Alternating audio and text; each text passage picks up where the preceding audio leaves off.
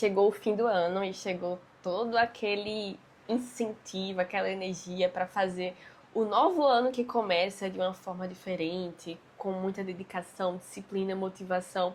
E as metas são uma consequência desse espírito de fim de ano, né? Eu não sei vocês, mas eu não me lembro da época que eu começava um ano sem formar metas, né? Então acho que foi algo sempre muito natural assim para mim. Isso não significa que sempre fiz de forma coerente, de forma correta. Quantas vezes eu não fiz, eu não planejei metas de forma equivocada e fui aquela pessoa que se esqueceu delas nas 2 primeiras semanas de janeiro, ou lembrava delas, mas me frustrava por não conseguir colocar de forma adequada na minha realidade. Então, entre essas experiências, entre ajudando outras pessoas também a viverem a virtude da ordem, a terem disciplina, a terem organização, acho que eu cheguei num momento que eu posso auxiliar vocês nesse sentido. Então, se vocês querem metas de fato coerentes, que não vão durar apenas janeiro, mas todo ano, fica aqui que eu tenho certeza que eu tenho muita coisa pra te ajudar. Meu nome é Jennifer, se você não me conhece, sou terapeuta, tenho uma papelaria mais linda desse Brasil que se chama A Papelaria Clássica, e se você quer alguém que te ajude na virtude da ordem, não só no início do ano, mas durante todo o ano, seu lugar é aqui. De fato, é uma meta. A meta é um mapa onde vai nos ajudar a chegar da melhor forma no destino que nós queremos. Ou seja, ela não é um centro, sabe? Ele é um modo como a gente pode chegar de forma adequada ao nosso destino. Então, se eu vou de João Pessoa a Salvador, eu sei que eu tenho diversos caminhos, mas eu sei que tem um caminho mais adequado. Uma estrada, por exemplo, que é asfaltada, que é mais tranquila de caminhar, de prosseguir. Então, a minha meta é exatamente isso, um modo adequado de conseguir conquistar aquilo que é de fato a coisa mais relevante para mim naquele momento, naquela circunstância, né? Então, as metas, elas sempre estão interligadas com as coisas que são mais envolventes com o nosso coração, com o nosso desejo, com a nossa vocação. Não tem como eu colocar como meta algo que não brilha aos nossos olhos. Se a gente colocar na nossa meta aquilo que não é algo tão que brilha, que chama tanto na nossa atenção, a gente vai esquecer. Sempre é muito interessante observar para o nosso interior, silenciar, meditar e observar o que é que nós temos mais sede, o que é que a gente está com mais fome, né? Aquilo que a gente gostaria de mudar mais, aquele erro que é mais latente, aquele desafio que a gente realmente gostaria de vivenciar, de conquistar. Para conseguir observar, contemplar tudo isso, eu acho que o nosso primeiro ponto é justamente silenciar-se. É ter um momento de silêncio, de contemplação, né? E eu sei que muitas vezes no fim do ano isso é uma coisa complicada porque a gente se enche, né, de demandas, tem confraternização, tem ceia de Natal, tem receita para fazer. Ao mesmo tempo que a gente tem esse desejo de silenciar, parece que é um momento extremamente desfavorável. Mas não, dá pra gente encontrar, assim, alguns momentos no final de semana, no nosso recesso, esse momento de silenciar, de meditar, de realmente olhar para dentro, sabe? Não é a gente simplesmente seguir metas, coisas que estão na moda, que falam nas redes sociais ou que pura e simplesmente brilham aos nossos olhos de forma temporária, mas olhar para dentro, né? A meta é algo muito pessoal, muito único, né? Muito autêntico. Então é necessário esse, como se fosse um espelho, sabe? Em que a gente não olha esteticamente apenas, não falo de uma forma muito rasa, olhar para você no espelho, mas olhar para dentro, pro coração.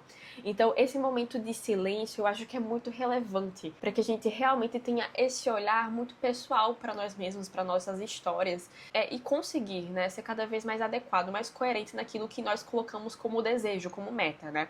O segundo ponto que eu acho muito relevante é usar desse momento de silêncio não só para olhar para frente, para o horizonte, mas olhar para trás, né? Olhar para o passado não é pura e simplesmente uma nostalgia sem valor, né? Não é isso que eu quero dizer. Não é a gente olhar para o Egito e reclamar pelas cebolas que na época a gente não gostava.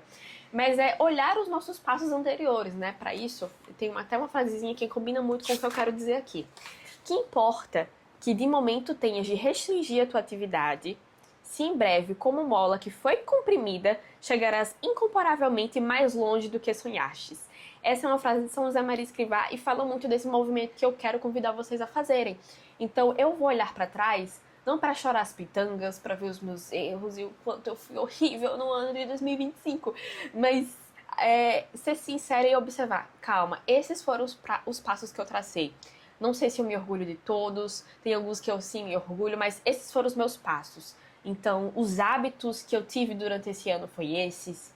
Os vícios que eu tive durante esse ano foi esses. A meta que eu tracei para esse ano de 2025 foram essas. E, bem, como é que foi meu comportamento diante delas? Foi algo positivo? Foi algo negativo? Quais foram as coisas que me impediram de fazer com que essas metas fossem realidade, eu conseguisse colocar elas na minha rotina? Então vejo como esse olhar para o passado é muito relevante para a gente entender onde é que a gente está pisando. Então, para empreender a viagem é necessário esse onde estou e para onde eu quero ir. E esse aqui é o nosso primeiro passo. Então é muito interessante a gente olhar para o passado. Tá? É uma coisa que eu acho muito relevante e que muitas vezes a gente se esquece. E aí, de fato, a gente vai começar todo um caminho sem saber onde nós estamos. O que eu quero dizer? Sem saber quais são as nossas dificuldades atuais, sem saber quais são as coisas mais naturais para nós, sejam positivas ou negativas, sem saber quais foram as metas do ano passado e como foi a minha luta com elas. Então, poxa, isso é muito relevante. Não acham que é perda de tempo, tá? Pelo contrário. É ganhar tempo, é justamente comprimir para poder chegar um pouco mais longe, tá? O terceiro movimento é de fato agora, com muita consciência, com muita clareza, essa pessoalidade de saber quem eu sou, onde eu estou, quais são as coisas que eu carrego comigo, sejam positivas ou negativas, qualidades ou defeitos, a gente pode olhar para o horizonte e a gente pode sonhar com esse horizonte. A gente pode imaginar como conquistar esse horizonte, como chegar até lá, né? Então, vislumbrar, olhar para, por exemplo, 31 de dezembro de 2026 e se imaginar como você quer, né? Primeiro a gente vai realmente trabalhar com a expectativa, claro, é muito interessante a gente, na própria expectativa, ser realista, mas realmente observar, poxa, o que é que mais brilha no meu coração, né? Esses 365 dias que virão, eu posso usá-los de algum modo, eu posso escrever uma grande história. E o que é que eu quero escrever? Esse movimento de criatividade, de analisar, de sonhar, é interessante para entender a nossa afetividade, né? Muitas vezes a nossa meta ela vai estar atrelada àquilo que brilha aos nossos olhos, àquilo que nós amamos, né? Então, poxa, para você talvez seja exatamente uma questão da área profissional, se envolver mais em uma situação do teu trabalho para conseguir algum prestígio profissional, conseguir subir de cargo, conseguir alguma valorização. Ou às vezes, de fato, o que brilha aos teus olhos é focar na tua vida intelectual, a tentar entender alguns outros conceitos, tentar viver esses conceitos.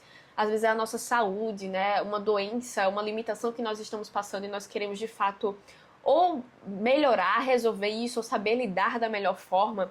Então, esse vislumbrar, esse sonhar, meio que direciona muito onde o nosso coração está. E é muito interessante a gente observar isso.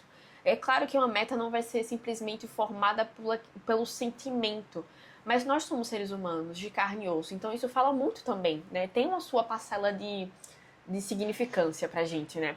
Então, vislumbrar como é que eu quero estar em dezembro de 2026. Você vai, sei lá, as questões físicas, inclusive, né? Poxa, eu queria estar um pouco mais disposta, dormindo bem, com pouca olheira, né? Eu queria ter mais tempo de qualidade com a minha família, eu queria ter mais tempo de leitura, eu queria estar conseguindo rezar bem, com mais atenção, com mais intenção. Tudo isso, né? É interessante a gente dar nome, a gente escrever, né? Escrever este sonho, para que a gente, a partir dele, a gente comece a observar, poxa, isso aqui é prioridade, isso aqui não é, isso aqui é possível para mim agora, eu estou num momento favorável para isso aqui. Então esse vislumbrar eu acho que é muito relevante.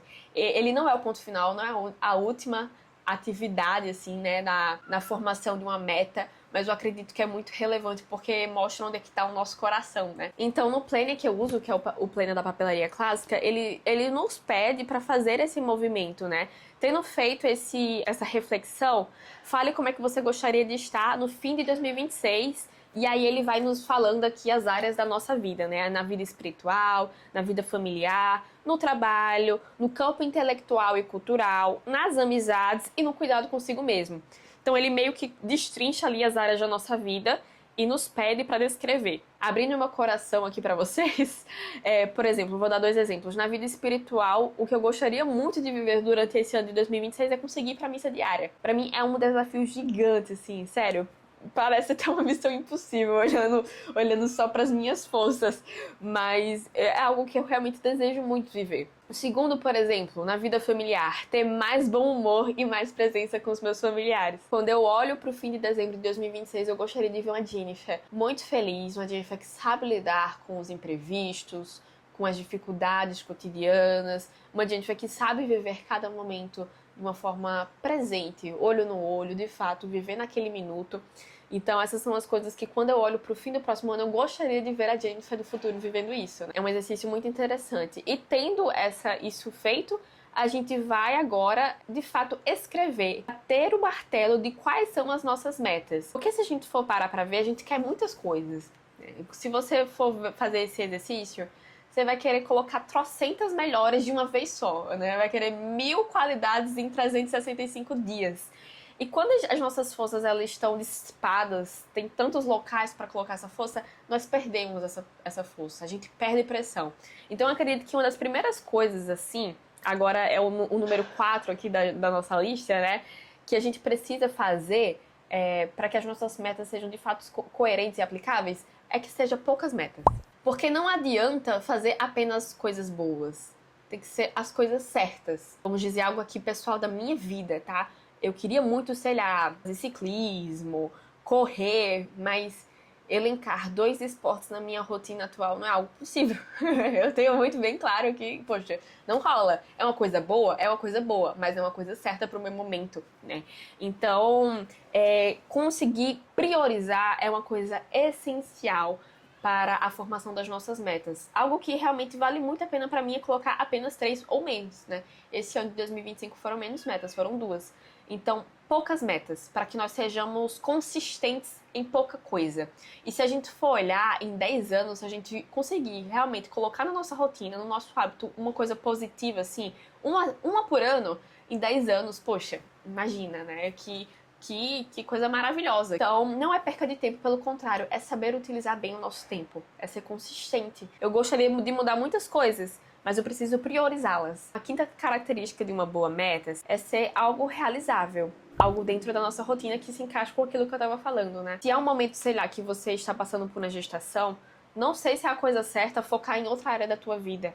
Que a outra área da tua vida ser uma prioridade, sei lá, o teu campo de leitura, de vida intelectual, enfim. Claro que dá pra conciliar as coisas, sim. Eu não quero entrar em detalhes nesse sentido, mas que muitas vezes a nossa vida, ela nos mostra ali na nossa frente, por meio da nossa rotina, por meio da fase do que nós estamos vivendo, aquilo que é prioridade, a gente às vezes insiste em não ir pra esse local, né? Por exemplo, sei lá, anos atrás, eu conseguia rezar o que se chama liturgia das horas, né? Que são orações, digamos assim, que se faz de manhã, de tarde, de noite e pode ser divididas em outros submomentos. E hoje eu percebo, poxa, não é algo que cabe na minha rotina hoje. Isso é uma coisa boa, sim, mas não é uma coisa certa. Não é realizável, não tem como se encaixar isso no meu plano de vida. Portanto, não é algo que eu vou focar, não vai ser minha prioridade. Eu vou tentar viver uma vida espiritual de outro modo, né? Então, a gente tem que pensar muito nisso. E aqui cabe refletir sobre o que é autenticidade, né? A meta de uma pessoa talvez não seja a minha, né? Então, eu tenho que observar com muito carinho. Esse momento de reflexão é muito necessário para que a gente realmente perceba que a nossa história é única, irrepetível, autêntica. E a gente tem que fomentar e observar isso. O que é realizável na minha rotina, né? O que realmente cabe na minha história, o que é adequado para o meu tempo atual. Aqui cabe falar uma coisa, né? Muitas vezes as pessoas acham que fazer metas tem que ser uma coisa super mirabolante, desafiante, assim, que realmente exige de você, sei lá, dormir 4 horas por dia, dormir no chão, ficar tantas horas sem comer, jejum intermitente por tantos dias. Beleza, beleza, tudo certo. Mas assim, se é algo que você não tá acostumada, que assim, não faz o mínimo sentido, não é a prioridade, gente, colocar metas desafiantes só vai fazer você ser inconsistente, você não conseguir viver aquilo. Então não vem dar uma de loucona, assim, nossa, tem que ser realmente um ano e começar com agressividade, sabe? Então realmente tem que ser algo aplicável, que se encaixa ali na nossa rotina, né?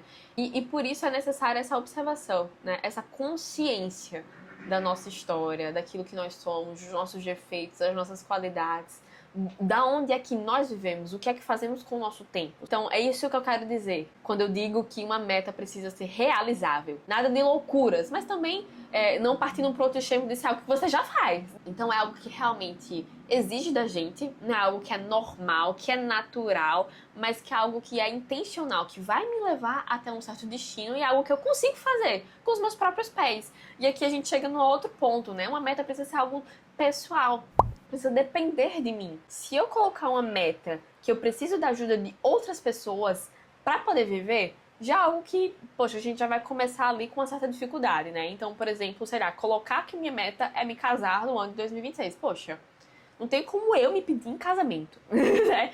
Então, você solteira, minha meta é casar, não sei bem se é uma meta coerente, né? A gente poderia estar colocando, usar esse local de meta para algo muito melhor, para algo muito mais adequado para a tua realidade, né? Então, as metas precisam depender de mim. Ah, para eu conseguir fazer um exercício físico, eu preciso da carona de fulaninha. Vai dar errado.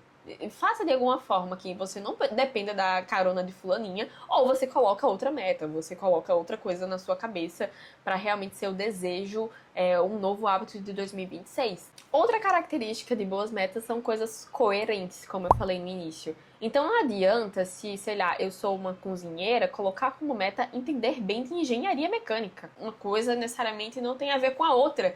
E aí você vai querer, sei lá, se desenvolver em uma coisa que você nem usa na sua vida, que nem é o teu instrumento de trabalho, de hobby, nem nada. Então não faz sentido eu colocar como meta algo que não se encaixa com minha vida, entende? Então tem que ser coerente, tem que estar em harmonia com aquilo que eu já construí, que eu quero construir. Senão é uma fuga. O que eu quero dizer com isso? Olha para a tua vida como um todo. Não olha apenas no micro desse ano de 2026. Olha no macro. Olha para a história da tua vida. Pensa em como você vai ser lembrada após a tua morte. E pensa, como é que eu quero ser lembrada? Qual é a marca que eu quero deixar neste mundo? Quais são as qualidades que eu gostaria que as pessoas que eu amo conseguissem ver em mim, conseguissem se inspirar em mim. Então veja como isso muda muito, essa visão muda muito a forma como a gente vai escrever essas metas. Então tem que ser coerente com aquilo que a gente quer deixar aqui, com a marca que a gente quer deixar no mundo, sabe? E a gente tem que ter essa alma grande mesmo, de, poxa, Jenny, eu sou uma formiguinha no mundo, ninguém me conhece, eu não sou uma figura pública, tudo bem, mas não precisa ser uma figura pública. Basta a gente ser uma grande marca do amor para as pessoas que estão conosco. Só isso basta. E a gente já vai estar mudando o mundo, entende? Então eu tenho que ser uma pessoa muito grande para que, sei lá, pro meu esposo, pro meu filho, pros meus alunos. Mas isso basta. Não precisa ser uma figura pública. Mas a gente tem que ter essa alma grande, assim, né? De querer incendiar o mundo, mesmo que seja uma pequena velhinha, né? Mas incendiar ao nosso redor. Então pensa nisso. Eu quero uma história coerente. Então a meta é como se fosse um micro passo de todos esses passos que nós vamos dar até o nosso último suspiro, entende? Isso também significa, a coerência numa meta significa ter os seus quando, onde, por quê. Quando é que eu vou conquistar? Quando é que eu vou fazer tal coisa? Em tal momento do dia. Como eu vou fazer? Em tal local, desse jeito, para tentar ser um pouco mais prática, né? Quando eu vou para missa? Diariamente. Como eu vou para missa? Certamente de carro, certamente com a minha família. Onde?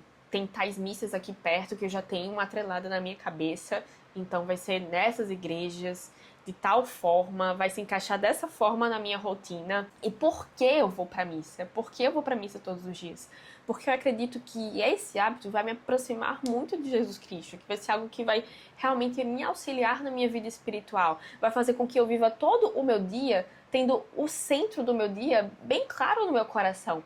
Então veja que responder essas perguntinhas ajuda muito a ter essa coerência na nossa meta. Se você está tendo dificuldade em responder algumas dessas perguntas, pensa bem antes de bater como martelo essa meta, tá? Outro movimento extremamente necessário nessa aplicação das metas, e agora eu não falo só de um movimento que a gente vai fazer em janeiro, mas algo que a gente vai fazer durante todos os dias, durante todos os meses, justamente revisitar essas metas e fazer dessas metas micrometas, fazer com que elas sejam de fato vividas num gerúndio durante todos os anos, durante todos os dias.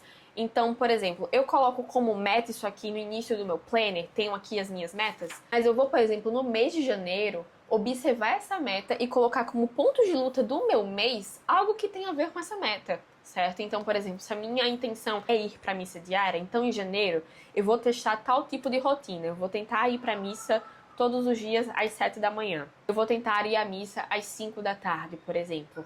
Eu vou colocar como ponto de luta. Essa é a minha meta, então nessa visão mais micro, nessa visão mensal, eu vou observar como é que vai ser a vivência dessa minha meta de tal jeito, né? Então é uma coisa que me ajuda a não deixar de lado aquilo que eu planejei no início do ano. E quanto mais micro, melhor. Então, no mês de janeiro, eu estou vislumbrando aquela meta e observando modos de ser mais aplicável na minha rotina, a se encaixar, a harmonizar com a minha rotina. Isso também vai ser muito relevante em metas semanais. Então, se eu estou com dificuldade de acordar, por exemplo, cedo, para ir viver essa meta, que é a missa diária, por exemplo, então, poxa, a minha meta semanal é ir pra cama uma hora coerente, ir pra cama às 10 horas, às 9h30, conseguir viver essa meta. Então, veja só que todas as minhas outras lutas do ano terá harmonia com aquilo que eu observei durante o início do ano. É uma forma de eu não me esquecer, é uma forma de não deixar de lado aquilo que eu observei que de fato eu quero, eu desejo viver durante o ano de 2026. Revisitar, e não somente revisitar na cabeça, mas revisitar nas atitudes, fazendo com que essa meta seja atualizada todos os dias de algum modo, conquistada todos os dias de algum modo, sabe? Ou seja, transformar grandes metas em pequenas metas. Uma meta de um ano sendo aplicada todos os dias de algum modo na nossa vida. E agora começa a cereja do bolo desse vídeo. 2 pontos que eu não vejo quase ninguém falar que é extremamente necessário pra gente viver de fato as nossas metas. A primeira delas é justamente esse exame de consciência. É ter sempre muito bem claro na nossa cabeça como é que está a nossa... como é que eu posso dizer? É como se fosse fazer um relatório semanal, diário, mensal, de como é que está sendo a vivência daquela meta.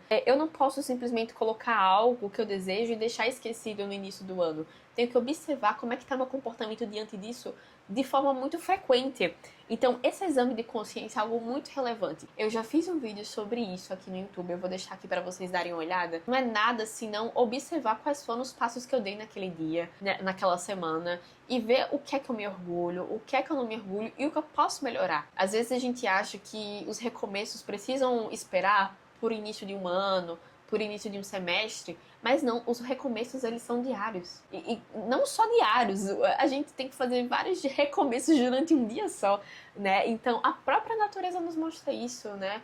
O nascer do sol, o pôr do sol, as fases da lua, as estações do ano. Então tudo isso são recomeços e a gente precisa também entrar nesses recomeços.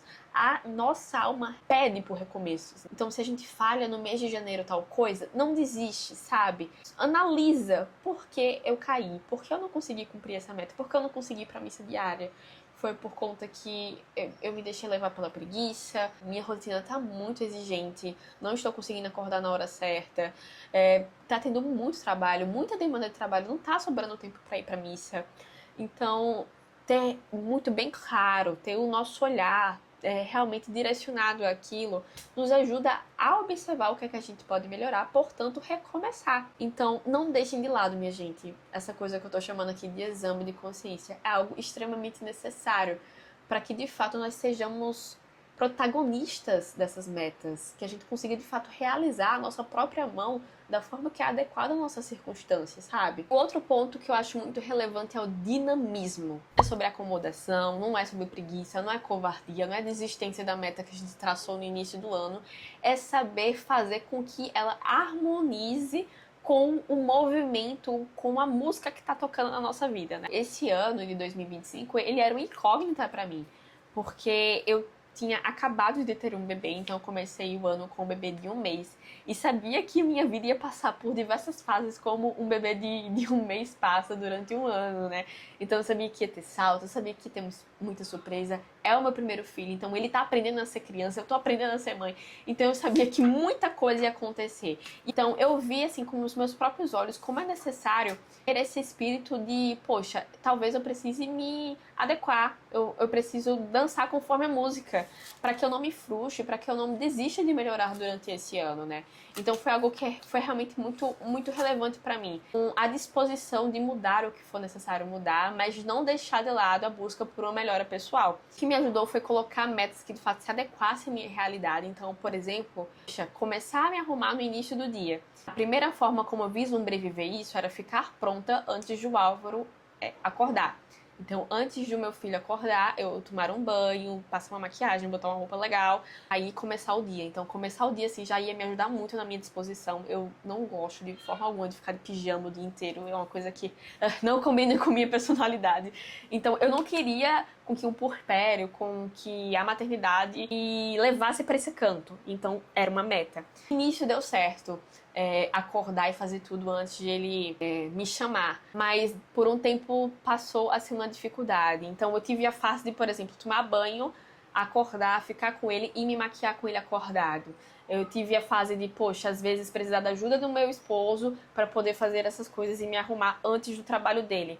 Então veja que houve esse dinamismo, mas a minha meta esteve lá. Né? Então ter esse olhar muito claro e ir testando rotinas, sabe? Gente, não tenham medo assim de testar, de fazer períodos de teste, né? Quando vem alguma coisa nova na vida de vocês, um novo trabalho, uma nova responsabilidade. Então fazer esses períodos de teste é muito relevante. Eu tive um período de teste de acordar mais cedo que todo mundo, um período de teste de tentar conciliar ali, me arrumar com o meu filho acordado. É disso que eu falo quando eu falo sobre dinamismo. Não é esquecer a meta, mas fazer com que ela se harmonize de fato com o que está acontecendo na sua vida. Senão a gente se deixa levar por um perfeccionismo, por uma rigidez, que vai de fato nos levar a uma certa frustração, sabe? Então, a vivência de uma meta requer essa criatividade, requer esse olhar atento para a nossa circunstância, e essa esperança alegre de tentar realmente encaixar, não levar com seriedade demais, mas com alegria, tentando harmonizar as coisas. Então acredito que são ingredientes muito relevantes para que o ano de 2026 tenham metas coerentes e metas aplicáveis, não só em janeiro, mas durante todo o ano. Então, era isso que eu queria partilhar com vocês. Eu espero que tenha jogado luz, incentivado, inspirado de algum modo. Contem aí nos comentários o que é que te ajudou. Se você tem algo a acrescentar, se vocês querem que eu fale mais sobre algum ponto que eu deixei passar aqui. Quem ainda não tem um instrumento de organização que pode ajudar vocês, eu indico muito o Planner do Alma Esponsal 2026. Ele tem tanto esse incentivo para a gente viver bem as metas, como ajuda, as ferramentas para organização durante todo o ano. Então eu vou deixar também aqui o link na descrição para vocês. E até o nosso próximo vídeo. Beijão, bom ano de 2026 para vocês. Contem comigo.